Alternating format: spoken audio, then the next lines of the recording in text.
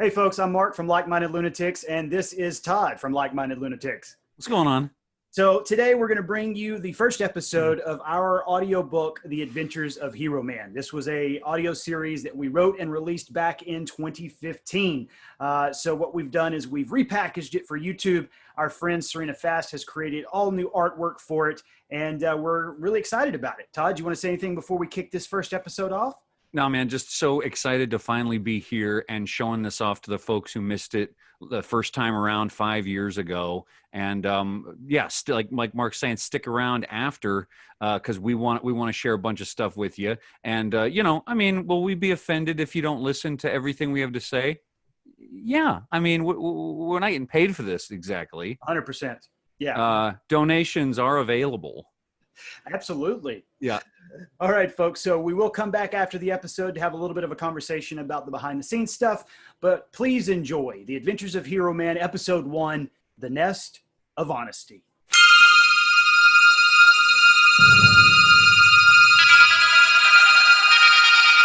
Salutations, hero fanatics! Save your splashing around the fire hydrant for another day, kiddies. This is the continuing adventure of Heroman!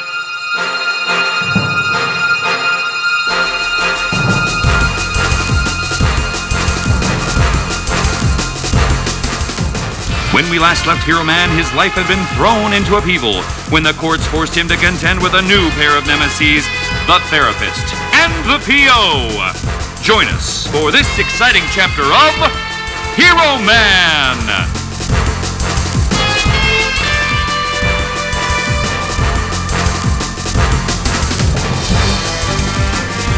You sure this is a good idea? Some of the guys in there, I helped put away. This is a valuable part of your recovery process. Don't worry. All of your nemesis have been stripped.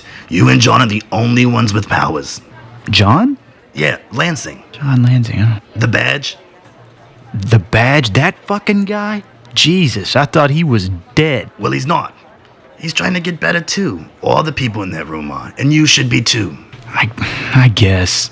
At this point, I don't really have much of a choice, though, do I? Well, no, not if you want to keep your powers and eventually resume superheroing. But try not to look at it like that. We need to work on you for you, and not to appease the courts. Fine, yeah, I get that. Come on, let's get this started before I run out of here screaming. As Heroman and the therapist enter the room, Heroman is confronted with a rogues gallery of baddies.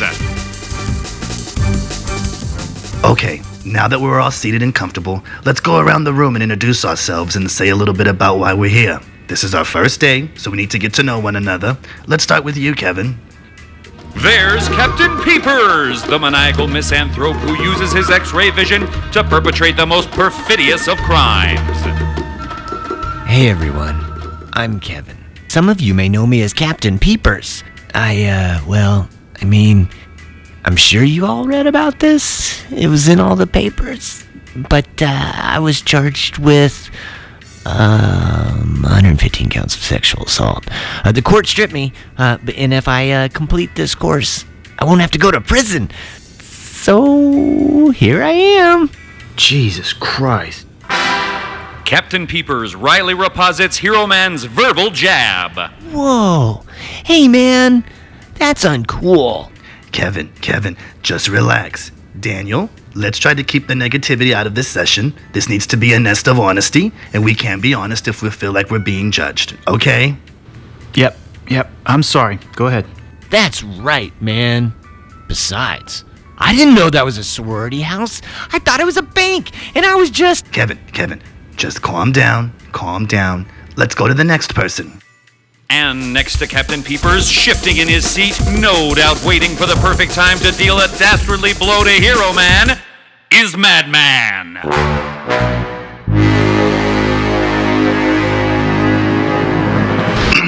Hi, I'm Dave. You guys can call me Dave. I used to go by Madman, but like all of you, I'm here now, so yeah.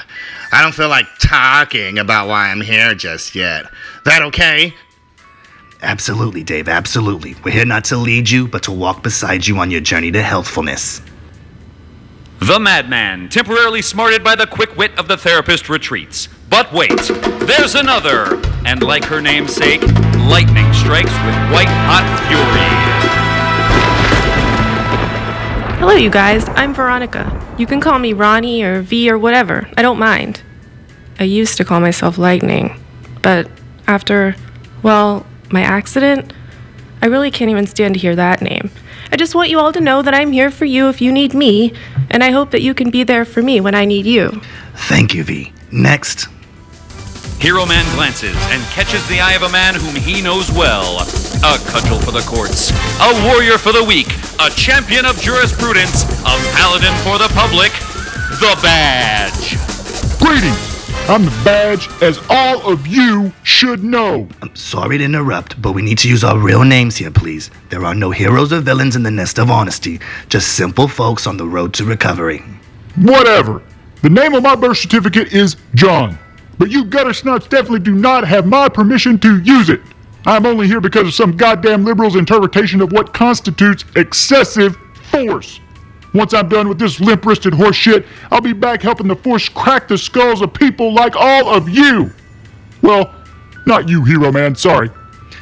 Again, John, this is the Nest of Honesty, and hostility like that won't be tolerated, okay? Right? Next. And finally, true believers, the guard of goodness, the bastion of benevolence, the magnanimous maverick of morality, Hero Man!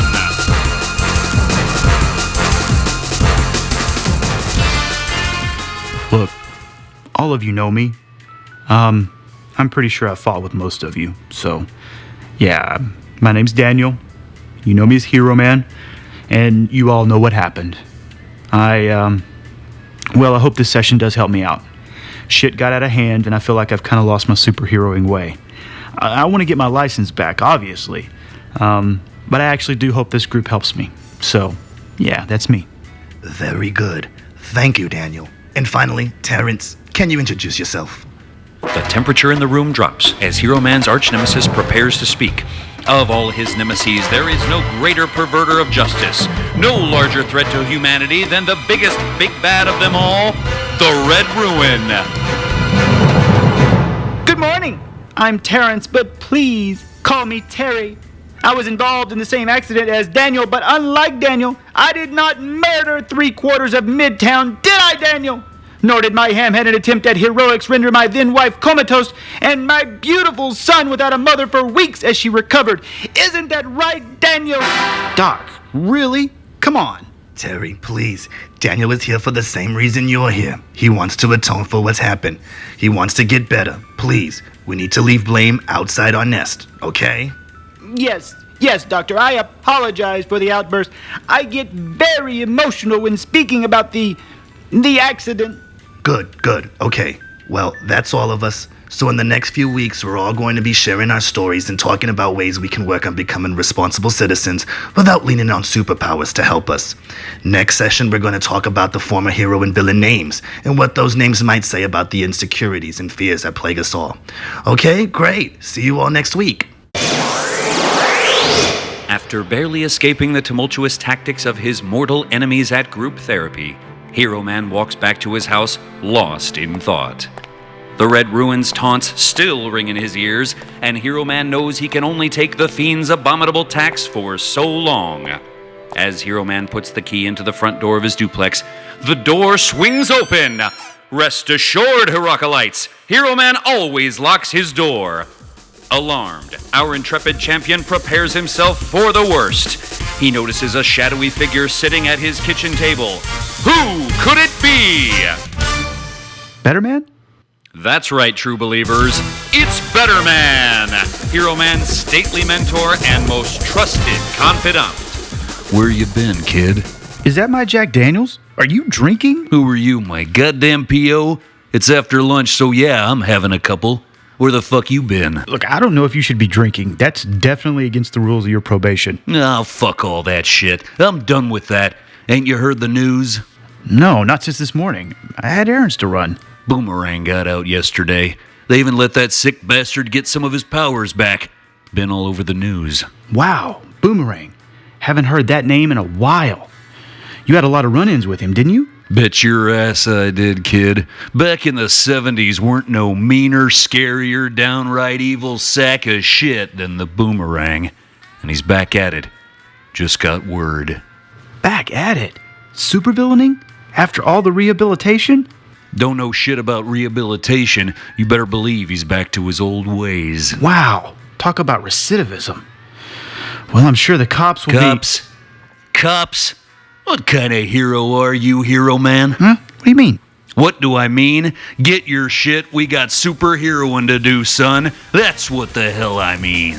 And off they go! Can Hero Man and Betterman put a stop to the vile villain known to the wide world as the Boomerang? You can't miss next week, Hero fans. It's going to be a mind-altering Hero Man tale that we'll be talking about for decades.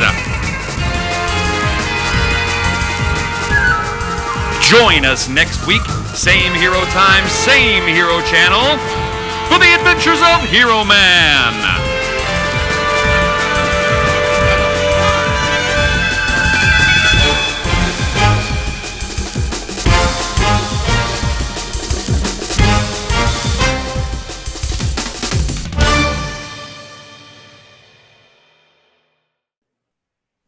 All right, guys, that's it. It's the end of episode 1. I don't know, Mark. Do you have just thoughts about that first one?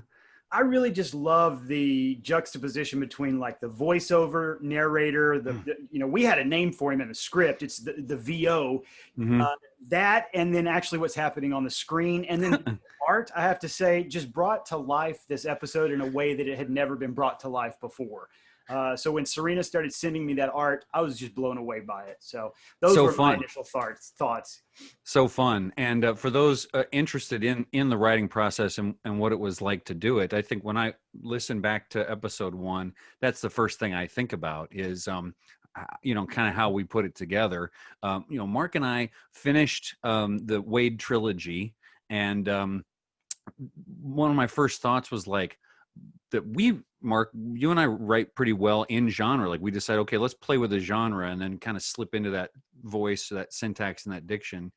And so I was just thirsty to try a superhero thing. We both love comic books, but also that radio drama thing from the 40s, like the Adventures of Superman from back then. And I love that, that Phil Hartman announcer voice, and then later, like the Ren and Stimpy announcer. What's his name? Billy West. Yeah, is that Billy right? West. Billy West. I just like those were the things that I was listening to when I was a kid, and I just thought those voiceover guys were so amazing. They didn't seem particularly intelligent, but just so boisterous and in charge, even though they didn't know necessarily what the words meant that they were reading. But anyway, the writing for this was so fun because once Mark and I knew that we were going to do a radio show that was based on kind of an old-timey superhero thing, it was about sort of piecing together what characters we kind of thought were interesting. And then I remember you were laughing about at the time the DC movie Batman versus Superman hadn't come out yet. Man of Steel was the kind of the most recent DC movie, and there was some criticism about how much destruction had been in that film, that Metropolis is just it's leveled, from General Zod showing up, and so we wanted to play on that, and that these superheroes are out of control, and that somehow folks have found a way scientifically to control them and to stop them when they're out of control. And that was just a fun premise that you had sort of come up with that catapults the thing, because how would you manage that? If you're trying to think about practically, how would you manage it? Well, you'd have to go to therapy, and you'd have to, all this process. But once Mark and I knew kind of that stuff, character, the premise, and what we wanted to do, it was so fun to collaborate with you, dude, because to outline all 4 episodes all at once, and then to spell out exactly how many scenes there were and which characters were in them and what was meant to be accomplished in them thematically or whatever, that either one of us could jump in and just write any scene. With some stuff, when you're working collaboratively with people, you worry, oh, am I going to step on toes here by writing this scene, or am I going to take this in a direction they didn't intend? And I was really excited about how we planned it, because then you could just be free to have fun in a scene. You didn't have to worry about what it meant globally. Yeah, absolutely. And I think one of the things that comes to my mind, and I know you've read it as well, is Stephen King's On Writing, when he's talking about the different styles of writers. Yeah. He makes a distinction between people like himself, who essentially write and let the characters do whatever they want and then ends however they want, versus somebody who actually plots things out. And I feel like the Wade trilogy was that first route, right? So when we wrote the Wade trilogy, Todd almost wrote the complete E1 and then threw it over to me, and I had to pick it up. And by the time we got to Wade, there weren't narrative problems, but there were certainly things that were like, shit, that's not working. Well, we hadn't bothered. Yeah, we hadn't bothered to think about it. Yeah, just ignore it. Doesn't matter. But with this one, I actually felt like it was a more freeing experience, because we had those narrative anchor points. Yeah. But in between those anchor points, we were free to do whatever we wanted to do. So as long as we made it to that finish line, whatever happens, happens. I agree. It was great. Yeah, I agree. The part I'm proudest of it in writing episode 1 was when Heroman and Betterman interact for the first time. Yeah. But when I wrote that, I had no idea who Captain Peepers was. I had no idea who the badge was. I hadn't read that. And so it's just proof that like it can fit in, and there's a lot of freedom in it when you're kind of jumping in a scene that where you kind of want to go with it, and then these little pieces just come together based on prior planning. So you're right, we approached them very differently. Well, and the other thing I wanted to throw in there, and just so folks know, in the off weeks we're going to have videos with some of the other character actors in the episodes. But one of the other things that was really awesome for me, I don't know about you, was writing these characters and is essentially giving them to someone else to interpret. And so, I wrote quite a bit of or we both did, the dialogue within the therapy session. But then once it went to those actors, once it went to Jim or David or Brooke, it was not our character anymore. No. And hearing how they interpreted what we wrote was really cool. The same way that hearing Ricky's music after he was influenced, or seeing Serena's art after she had created the art, it just stops being, I don't know how you feel, it stops being mine. It's just, it's a new thing. I agree completely. I was thinking of what Chuck Palahniuk said about Fight Club when it became a movie. First of all, that's one of the only instances where I like the movie better than the book. Me too. But he even admitted it. And he said one of the amazing things when he was allowed to see, be on set and see it come to life is he said, I was nervous about it not being mine anymore. And when I saw it flourishing in someone else's hands, I was just happy it existed. Yeah. And I agree. Like the first time Jim starts doing his thing and playing with those characters, the first time Brooke had this little, when she introduces herself and talks in that therapy session, she says, I used to go by Lightning. And it's just really painful. It was sad. I know. And she brought that to it. That was not there's a lot of depth to the way she says it. And, this is not a spoiler because we haven't even written it yet, but we have intentions of hopefully someday making Lightning a more substantial character in the mythos just because of that performance. I mean, just because of how awesome Brooke was in it and what she brought to it, because listening to her play that character, I was like, shit, I want more of this character. I know what. Yeah, exactly. I almost was upset she wasn't back for more. I think one of the other things I want to mention too was that so when Serena texted me, she texted me, is there anything I need to make sure I do in the art? And I gave her a few little things. And when she texted me, she was like, did y'all have any ideas for Betterman? And I was like, this is the only one where, yes, he must look like Wade Garrett from Roadhouse. He is fucking Wade Garrett from Roadhouse. Yeah, I know. When we were first talking about Betterman, and I was like, wouldn't it be cool if there's a mentor character, for Heroman that was sort of like an outdated guy and had some backwards ideas. And you were like, Dude, I have an idea.